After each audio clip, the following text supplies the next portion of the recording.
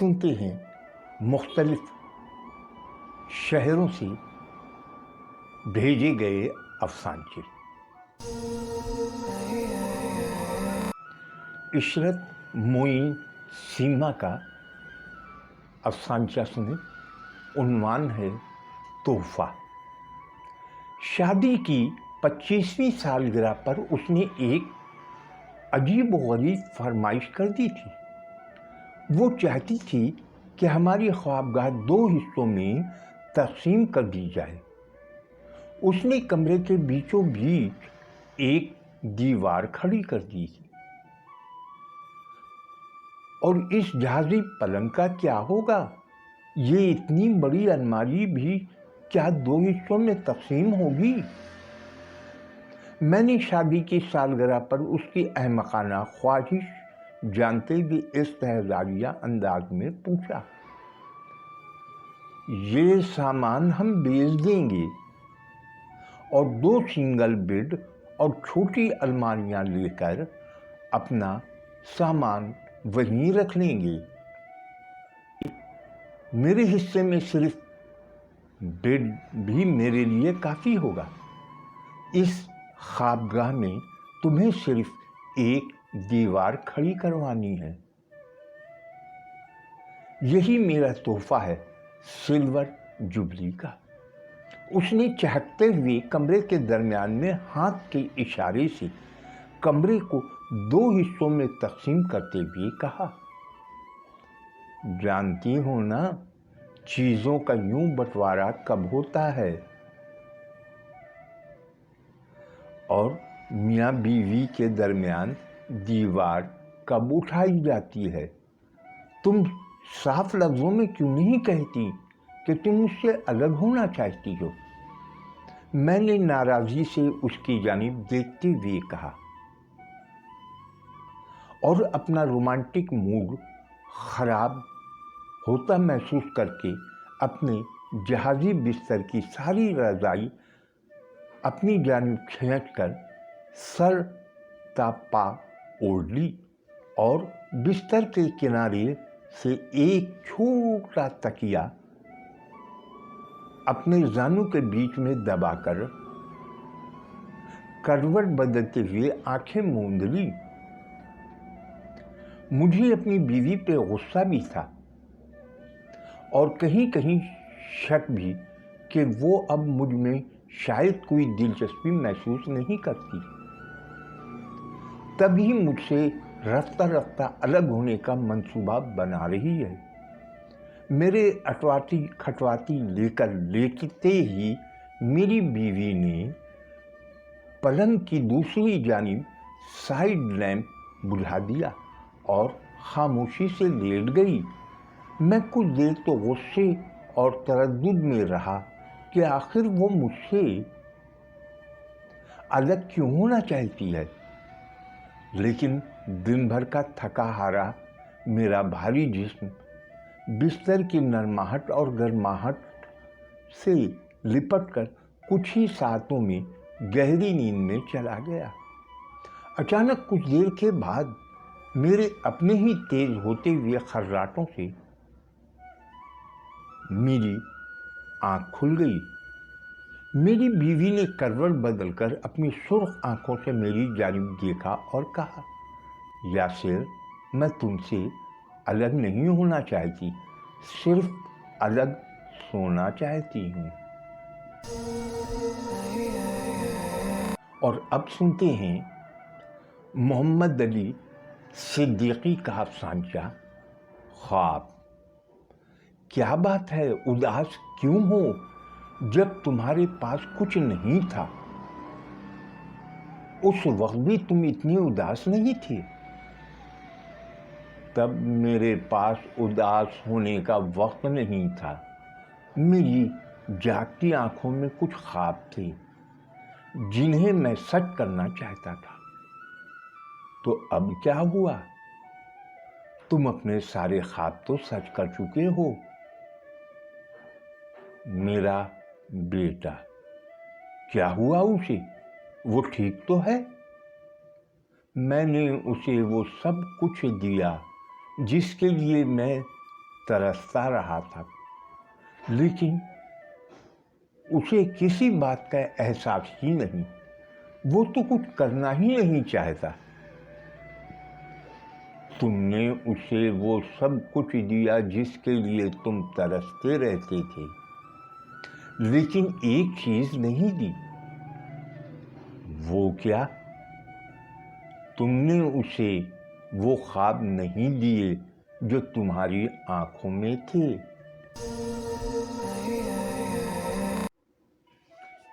और अब निशात यास्मीन खान का अफसाना सुनते हैं। उन्वान है तालीम व तरबियत। महल्ले में नई आने वाली खातून को अपने बच्चों की तालीम व तरबियत की बहुत फिक्र थी। उन्होंने अपनी पड़ोसन से पूछा, ये जो बहुत बड़े नाम वाला अंग्रेजी स्कूल है, इसका तालीमी मेयार कैसा है? पड़ोसन ने कहा, तालीमी मेयार का तो मुझे मालूम नहीं, क्योंकि बहुत ज़्यादा फीस होने की वजह से हम अफोर्ड नहीं कर सकते। मगर मैंने बच्चों को, अपने नौकरों को, अपने ड्राइवरों को अंग्रेजी में डांट डपट करते और गालियां देते ज़रूर सुना है, खातून ने कहा। तो फिर मैं अपने बच्चे को इसी स्कूल में दाखिल करवाना चाहूँगी। इस चैनल पर पहली बार आए हैं तो आपसे इस्तदा है कि चैनल को सब्सक्राइब करें और बेल आइकन को ज़रूर दबाएं, ताकि बर वक्त आपको नए अफसाने की खबर मिल सके।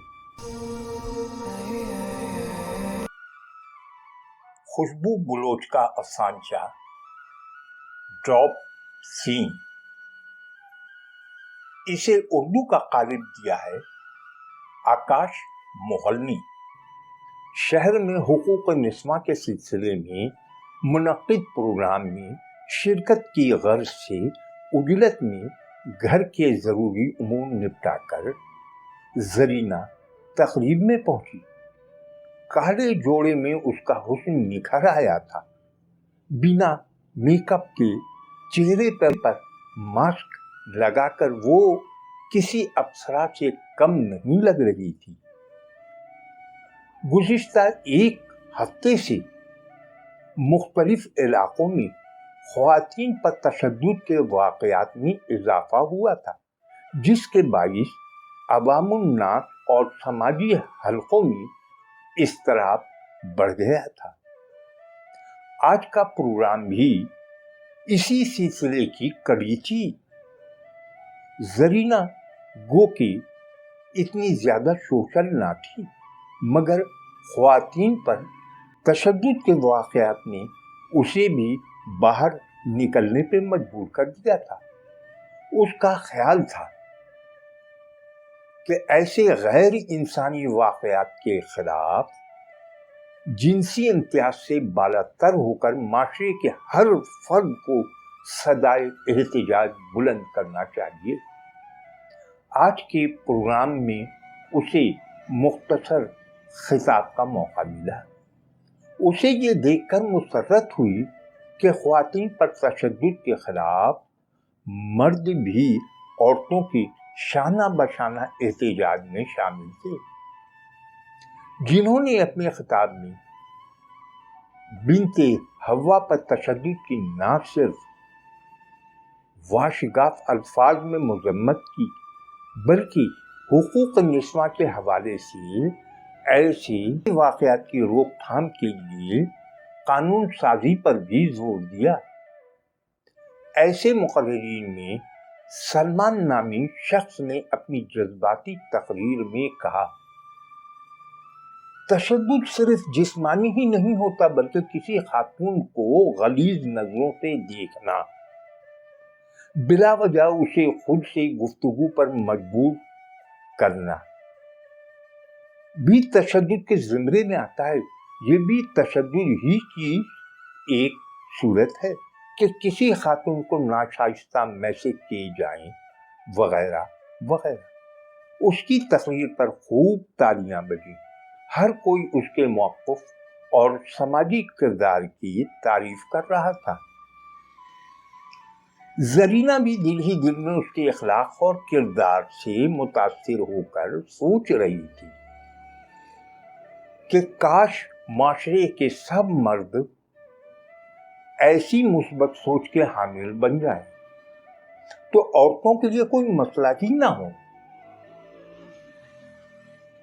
گھر پہنچ کر زرینہ نے گھر کے کام کاج سے فراغت پا کر چائے کی چسکی لیتے ہوئے آج کے پروگرام کی صورتحال جاننے کے لیے موبائل پر فیس بک آن کیا تو میسنجر پر سلمانی نامی شخص کا پیغام موصول ہوا. تصویر دیکھ کر وہ اسے پہچان لی تھی. اس نے میسج پڑھنا شروع کیا. لکھا تھا: محترمہ، جانتا ہوں کہ آپ کو کسی کا میسج کرنا سخت ناپسند ہے، مگر اپنے دل کا کیا کروں جو آپ کا حسن دیکھ کر دھڑکنا بھول گیا ہے. اسی دل کے ہاتھوں مجبور ہو کر میں نے آپ کو صرف یہ بتانے کے لیے میسج کیا ہے کہ آپ بے حد حسین ہیں. جب سے آپ کو دیکھا میں آپ کی جھیل سی آنکھوں کے سحر سے نکل نہیں سکا ہوں. یہ پڑھ کر زرینہ، جو آج کے پروگرام کے بعد خاصی پر امید تھی، اس نے آئندہ ایسے کسی بھی پروگرام میں شرکت نہ کرنے کا فیصلہ کر لیا.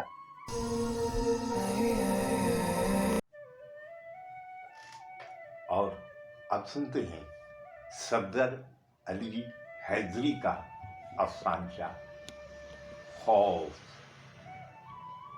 کال بیل کی آواز سن کر وہ مین گیٹ کی طرف بڑھ گیا، مگر ابھی آدھے راستے میں ہی تھا کہ ٹھٹک گیا. کچھ دیر کھڑا سوچتا رہا اور پھر واپس دوڑا، مگر کمرے میں داخل ہونے سے پہلے اپنی بیوی سے زور سے ٹکرا گیا. اوہو، سوری میری جان، وہ دراصل میرا فون نہیں مل رہا. میں بھی اپنا فون ڈھونڈ رہی ہوں، ملتا ہے تو میں کال کرتی ہوں. وہ کمرے میں آیا تو ایک اطمینان بھری سانس اس کے منہ سے خارج ہوئی. سیل فون کی لائٹ آف تھی.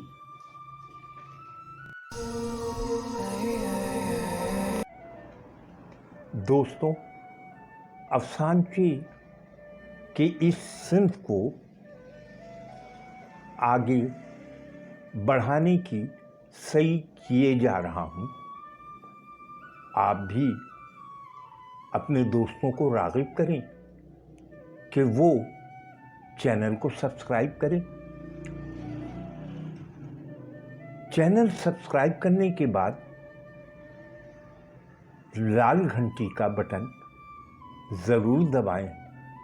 امریکہ سے تشریف لانے والے قلمکار محترم امین بیانی کا تعارف نشست میں جاوید جاگ کی زبانی.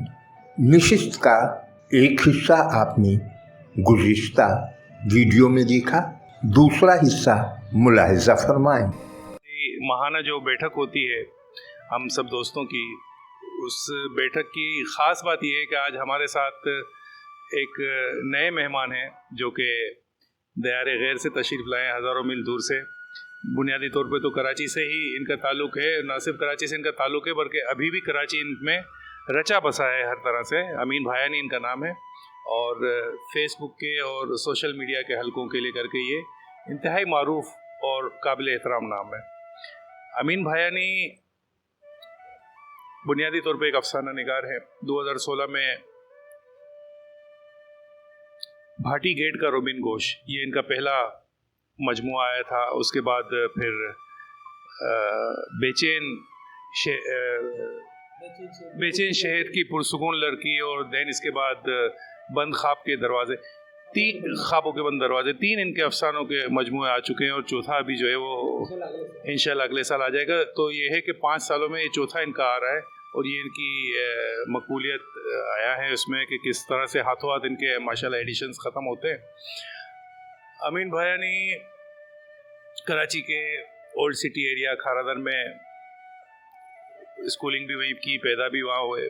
خوش نصیب اس طرح سے ہیں کہ جب آنکھ کھولی تو گھر میں انہوں نے بڑا علمی ماحول دیکھا. ان کے والد جو ہے وہ اس وقت کراچی میں گجراتی اخبارات نکلتے تھے ملت اور ڈان کے نام سے، تو وہاں پر جو ہے وہ لکھتے رہے. ان کے بڑے قابل لکھنے والوں میں سے تھے. تو ظاہر ہے جب کتابیں دیکھ کے وہ پلے بڑھے تو ایک رجحان اس طرف ہونا ایک فطری سی بات تھی.